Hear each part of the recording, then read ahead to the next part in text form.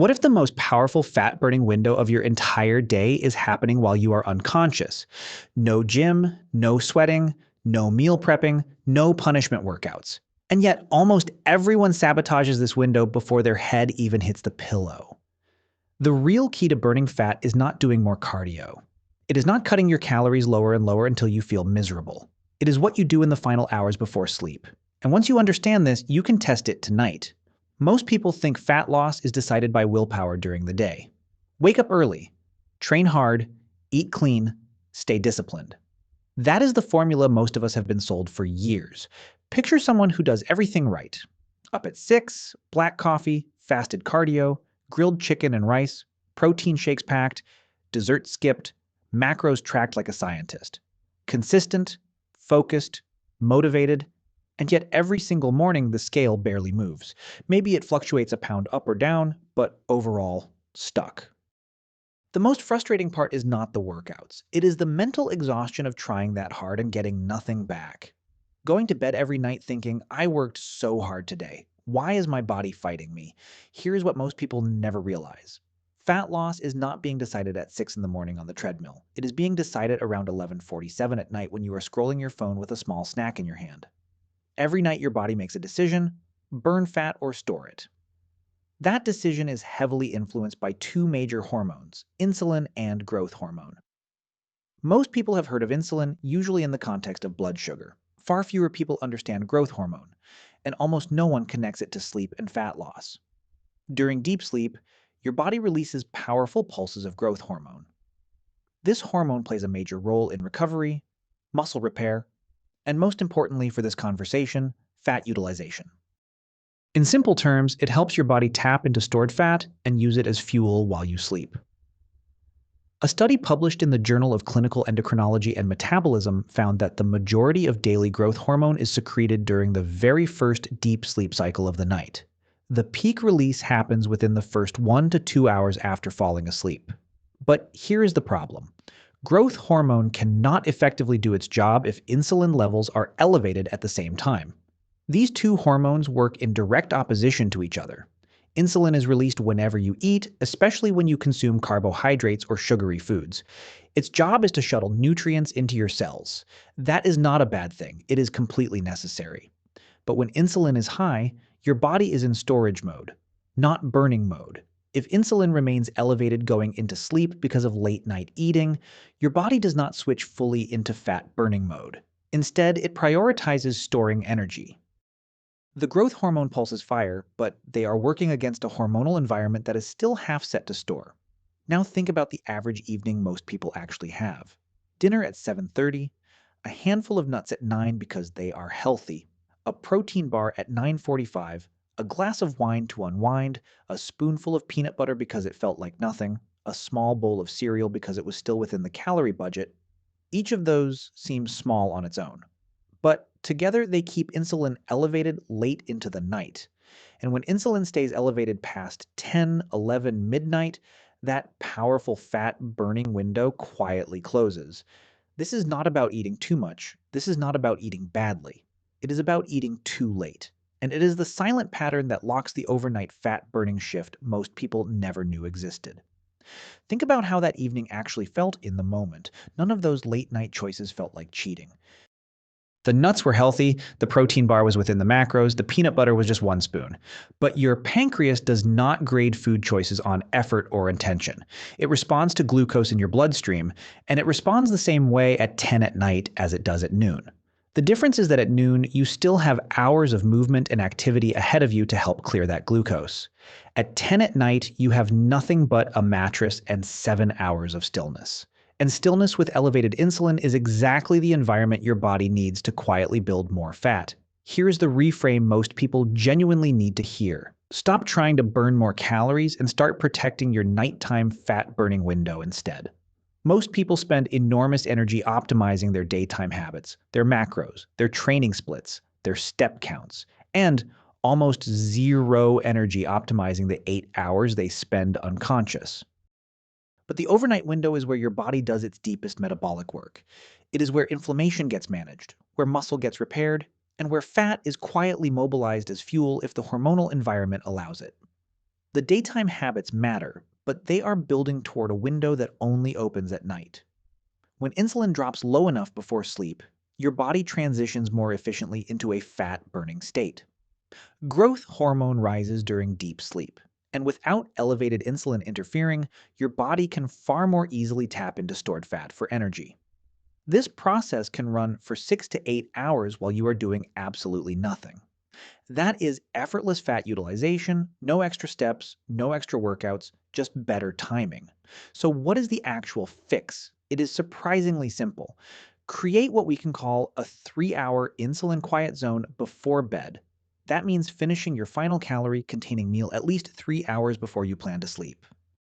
If you go to bed at 10:30, your last meal should be done by 7:30. After that, no calories. Water is fine, herbal tea is fine, but no snacks, no just a small bite, no liquid calories at all. The composition of that last meal matters too. Aim for a solid protein source, moderate healthy fats, and avoid large amounts of fast-digesting carbohydrates late at night. This does not mean zero carbs forever, it means being intentional about timing. When you stop eating, insulin naturally begins to decline. As insulin declines, your body gradually shifts toward a more fat-friendly metabolic state. Then you fall asleep. Deep sleep begins. Growth hormone pulses fire. And now the hormonal environment is finally right for fat to be used. You are not adding more effort, you are simply removing interference. Think of it like this. Your body is a factory that runs a special overnight shift dedicated entirely to repair and fat utilization. Every time you eat late, it is like flipping the lights back on and interrupting the whole process. The workers cannot focus, the shift gets disrupted, the work does not get done. When you create that 3-hour insulin quiet zone, you are simply turning the lights off and letting the factory do what it was already designed to do. And here is the part that surprises most people. Many notice changes fairly quickly, not because this is magic, but because they were unknowingly blocking this process for years. When they finally allow their body to operate the way it was designed, things start to move. The scale shifts, the waistline tightens, morning bloating decreases, energy improves by morning. Research published from Brigham and Women's Hospital at Harvard found that eating late significantly increases fat accumulation and reduces the body's ability to burn fat, compared to eating the exact same number of calories earlier in the day. Same food, same total amount, but profoundly different metabolic outcomes based purely on timing. That study should permanently change how you think about the word healthy when it comes to late night eating. A clean protein bar at 10 at night is not a neutral choice for your body. It is a direct signal to stay in storage mode through the night. And the frustrating irony is that the people who eat the cleanest often fall into this trap the hardest, because healthy food still triggers an insulin response. Greek yogurt, oats, fruit, a handful of trail mix, all of these are genuinely good foods.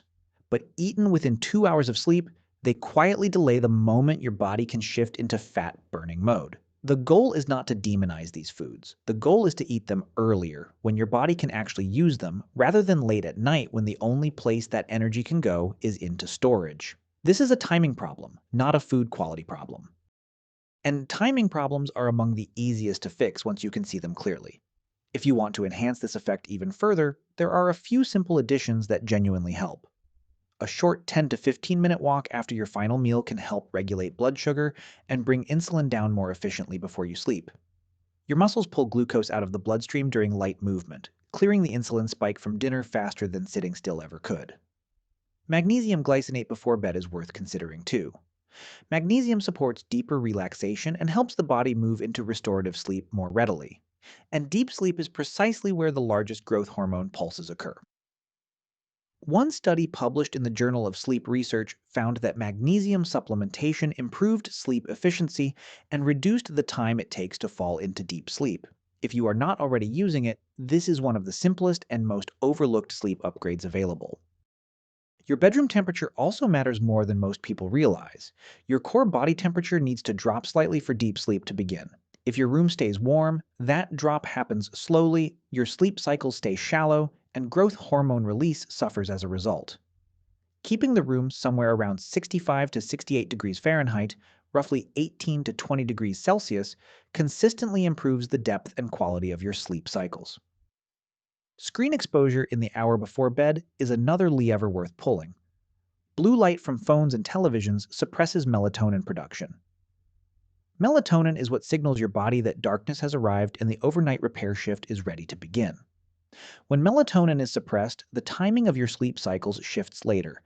Deep sleep arrives later, and growth hormone release gets pushed later with it. None of this requires suffering. None of this requires doubling your workout time. None of this requires eating less food overall. It is about creating the right hormonal environment in the hours your body was always designed to use for fat burning and repair. Now, notice something important as you look back at everything we just covered. Not one of these changes requires more willpower during the day. Not one requires an earlier alarm or a harder workout. The shift happens at night, in the dark, while you are doing nothing at all. This is the piece most people overlook entirely because it does not feel like work. It does not feel like effort. But the hormonal math is as real as anything that happens in a gym. Total calories still matter, and so does the quality of what you eat. Movement matters too. But if you are already doing many of those things and still feel stuck, this is a missing lever most people never think to pull. Fat loss is not only about how much you eat, it is about when you eat and the hormonal environment you create in the hours that follow. Tonight, you can test this for yourself. Decide what time you are going to bed. Count back 3 hours. That is when your last meal needs to be finished. Make it balanced and satisfying enough that you genuinely do not feel deprived afterward. After that, no calories, hydrate, wind down, protect your sleep. The first few nights might feel strange, and that strangeness is worth paying attention to. If you reach for food out of habit at 9:30 and realize you are not actually hungry, that is important information. Most late-night eating is not hunger. It is routine, boredom, stress, or a reward pattern your brain has quietly built over years without you noticing it. Recognizing that distinction is itself a significant shift. Because once you see the habit clearly, you can choose differently without needing willpower to override genuine hunger. Then, wake up tomorrow morning and notice what is different.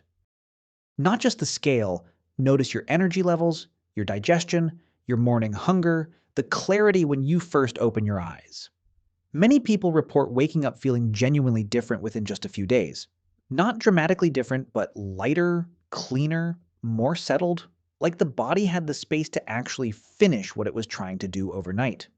Sometimes the biggest fat loss mistake is not what you are doing in the daylight hours. It is what is happening in the dark, and once you understand that your body has a built-in fat burning shift that activates every single night, the goal stops being about pushing harder. It becomes about finally letting your body do the work it already knows how to do. If this reframed the way you think about fat loss, go ahead and hit that like button. And tell me in the comments, what time do you normally eat your last meal? That answer alone might tell you everything you need to know about why things have felt stuck.